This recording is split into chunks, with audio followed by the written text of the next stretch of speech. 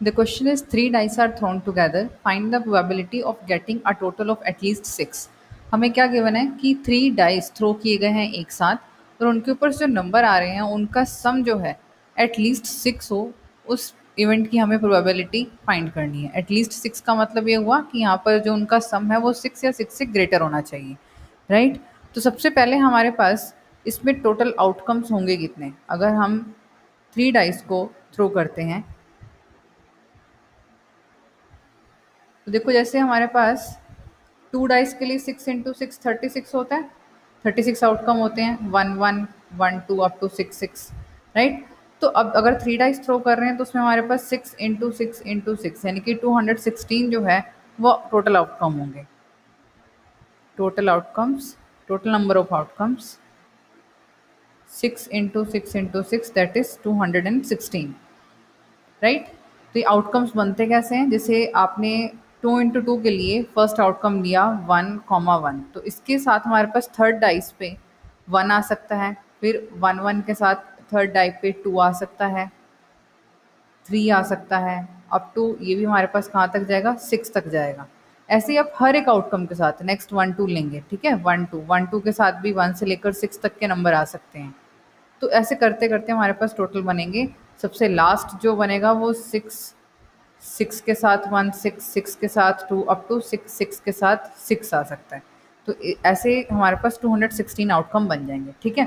अब हमें सम क्या चाहिए, एटलीस्ट सिक्स चाहिए। एटलीस्ट सिक्स का मतलब ये हुआ कि सम जो है six seven up to maximum sum जो इसके अंदर होगा वो होगा 18, राइट। तो अब यहाँ पर हमें वो सब आउटकम देखने पड़ेंगे कि जिनका सम सिक्स या फिर सिक्स से ग्रेटर अप टू 18 तक होगा।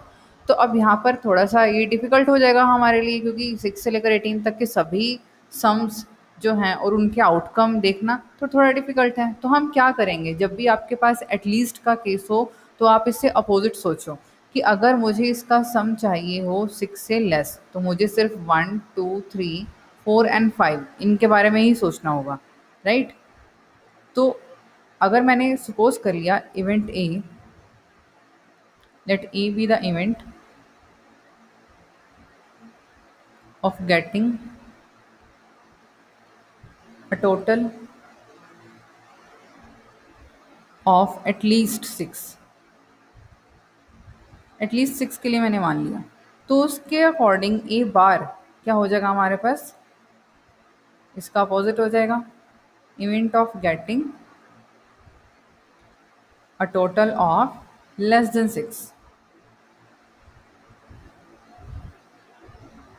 ये देखना हमारे लिए आसान है, लेस देन सिक्स भी हमें वन टू तो देखने ही नहीं है, क्योंकि मिनिमम सम जो है वो वन प्लस वन थ्री होगा, तो मुझे थ्री फोर एंड फाइव, मुझे सिर्फ यही नंबर्स का सम देखना है, ठीक है।